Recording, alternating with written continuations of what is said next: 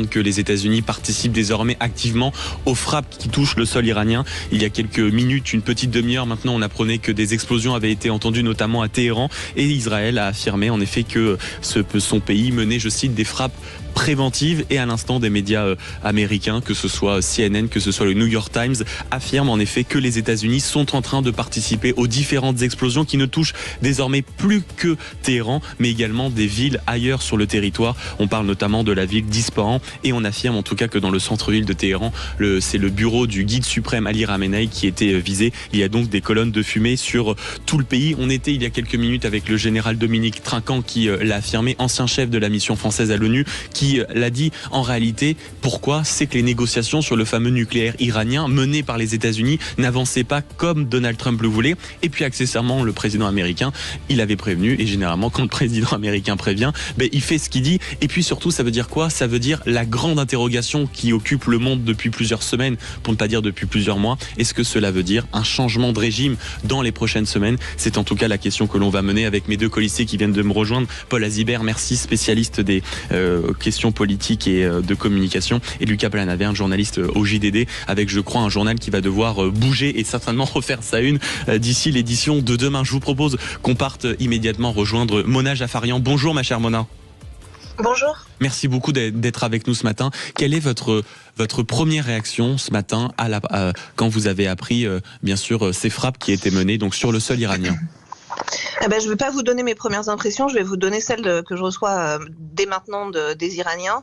Un énorme soulagement et beaucoup de joie pour le moment, parce qu'ils les attendaient, ces frappes. Et les premières cibles qu'on a, nous, pour le moment, comme information, c'est ce qu'on appelle Beit Rahbari, c'est-à-dire le quartier résidentiel de Khamenei, bien que très certainement il n'est pas là. Et le deuxième bâtiment qui a été frappé à Téhéran, c'est le bâtiment des renseignements, donc ce qui sert à surveiller la population et à les arrêter. Donc pour le moment, un sentiment de soulagement de la part des Iraniens. Mona Jaffarian, je rappelle que vous êtes la cofondatrice de l'association Femmes Azadi, auteur du livre Mon combat, dans lequel vous racontez une grande partie de votre vie et de votre histoire. Vous dites que les premières sensations, en tout cas les premiers retours que vous avez directement depuis l'Iran, c'est un sentiment de soulagement. Depuis des semaines et des semaines, on a cette question: est-ce que enfin l'Iran va changer de régime? Beaucoup de commentateurs internationaux disaient: on attend tout simplement que la population se révolte et fasse tomber lui-même le régime, y compris s'il y a une aide internationale. Est-ce que ce moment est venu?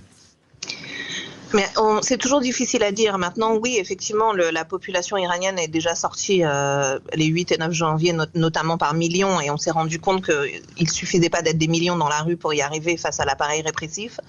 Maintenant, tout va dépendre de la nature des frappes et de la durée des frappes. Si l'appareil répressif est vraiment affaibli considérablement, eh bien dans ce cas-là, oui, effectivement, nous on dit souvent que les soldats au sol, c'est le peuple iranien, et ils vont très certainement en profiter pour tenter cette fois de renverser le régime et d'avoir les moyens de le faire. Et ce matin, vous nous confirmez que les deux gros postes qui ont été touchés, ou les deux gros lieux qui ont été touchés dans le centre-ville, c'est le bureau de l'organisation, en tout cas du guide suprême Ali Khamenei, et c'est également les organisations de renseignement. Donc c'est quoi, les infrastructures essentielles à la maîtrise de la population par les gardiens de la Révolution? C'est ça, exactement. Ensuite, ce qui est le plus important pour nous, c'est les forces Basij, puisque les Basij sont donc les milices des gardiens de la Révolution islamique. C'est celles qui sont déployées dans les rues et qui ont tué des dizaines de milliers d'Iraniens en 2 nuits. Donc, si c'est ces forces-là qui sont visées principalement, eh bien, effectivement, le régime va avoir de plus en plus de mal à pouvoir réprimer la population, et il y a de grandes chances que les Iraniens ressortent dans la rue et puissent cette fois-ci atteindre l'objectif. Mona Jaffarian, question de Lucas Planaverne en plateau. Bonjour Mona, ma question est simple, le régime est tout de même affaibli. Quelle capacité de réponse a-t-il là face aux États-Unis et face à Israël? Mais ça va être très compliqué parce qu'ils avaient déjà perdu leur défense aérienne pendant la guerre de 12 jours. Il y avait énormément de lance-missiles qui avaient été détruits, on parle de quasiment la moitié. Donc là, je pense qu'ils vont tenter le tout pour le tout et faire ce qu'ils ont fait pendant la guerre de 12 jours, mais à une échelle plus importante, c'est-à-dire de lancer un maximum de missiles, voilà, sans but finalement, sans objectif, juste essayer de faire un maximum de victimes de l'autre côté.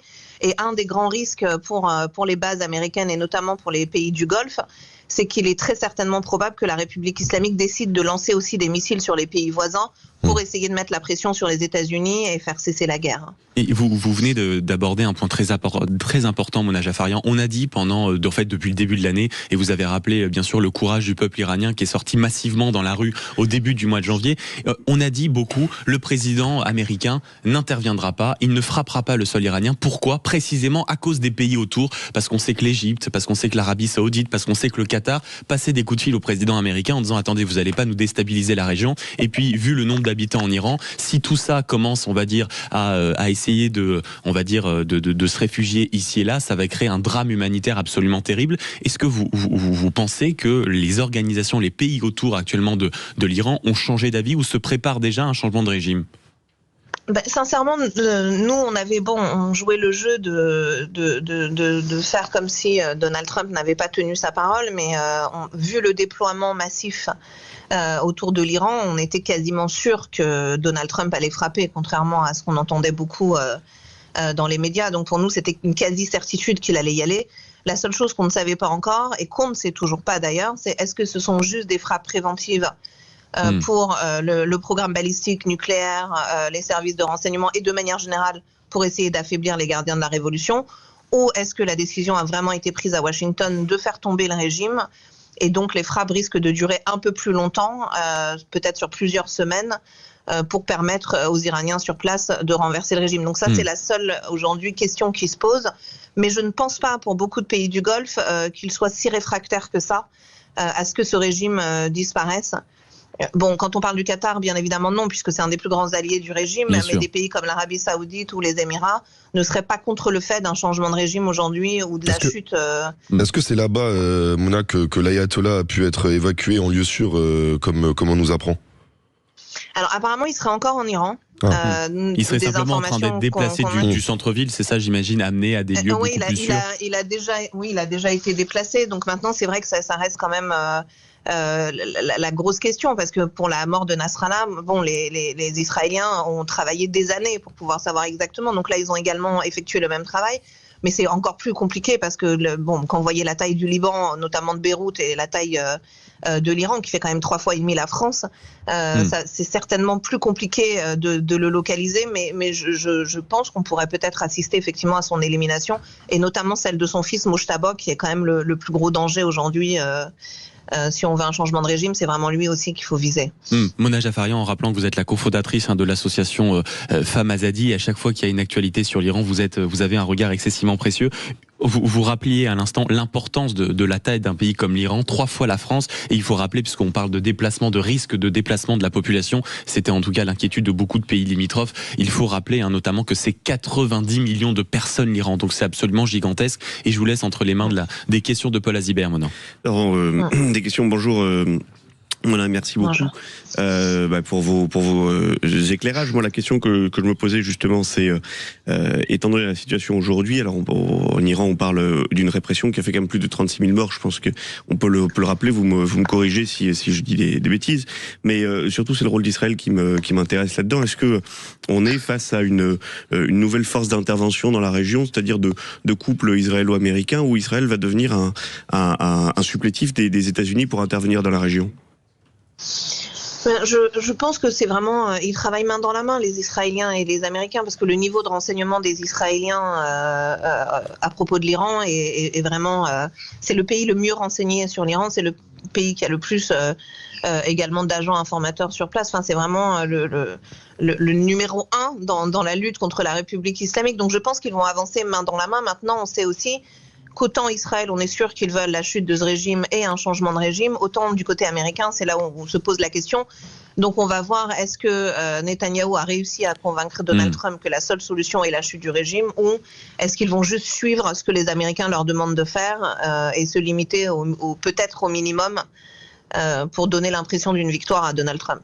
Et vous parliez du président américain Mona Jafarian à l'instant. Donald Trump affirme que les États-Unis non seulement sont officiellement bien sûr responsables des frappes en Iran, mais que à l'instant les États-Unis, je cite, lancent des opérations de combat majeures contre l'Iran. Donc peut-être que ce ne sont pas que des frappes préventives qui ont pour but, on va dire, d'éliminer quelques cibles stratégiques, mais peut-être la volonté d'un changement de régime. Mona Jafarian, une dernière question sur le changement de régime. Il y a une figure qui, en tout cas, rayonne beaucoup dans les milieux internationaux et pour le peuple iranien, parce qu'on l'a vu brandi, c'est Reza Pahlavi qui est vu comme le successeur, en tout cas comme celui qui doit reprendre en main le pays. Est-ce que dans les prochaines semaines, cela veut dire une accélération de sa part et comme quelqu'un qui pourrait, avec beaucoup de crédibilité, véritablement reprendre en main l'Iran? Mais écoutez, nous c'est ce qu'on espère parce que c'est quelqu'un qui a réussi à montrer qu'il arrivait à créer cette union au sein de la population iranienne, que ce soit à l'intérieur du pays ou à l'extérieur du pays. Et justement, à toutes les personnes qui ont toujours peur d'une déstabilisation, d'un risque de chaos, d'un risque de guerre civile, eh bien c'est maintenant, parce qu'on le présente souvent comme un pion américain ou israélien, ce qui n'est pas le cas. Et justement, le problème qu'ont les Iraniens aujourd'hui, c'est de réussir à asseoir la légitimité de Reza Pahlavi aux puissances occidentales pour éviter justement ce risque de chaos. Donc si chute du régime il y a, nous on espère profondément que les Occidentaux vont enfin prendre attache avec lui pour éviter justement ce chaos et ce risque de guerre civile, parce qu'il y a quand même ce risque d'un coup d'État intérieur au sein du régime, et c'est tout ce que le peuple iranien ne veut pas aujourd'hui, c'est-à-dire prendre un pion, le faire passer pour un et ce sera intéressant, bien sûr, comme vous le dites, Mona Jafarian, de voir aussi les réactions de Reza Pahlavi à ce qui vient de se passer, c'est-à-dire à l'intervention américaine et à l'intervention iranienne. Merci beaucoup d'avoir été avec nous, Mona Jafarian. On reste bien sûr en contact. On marque une courte page de pub.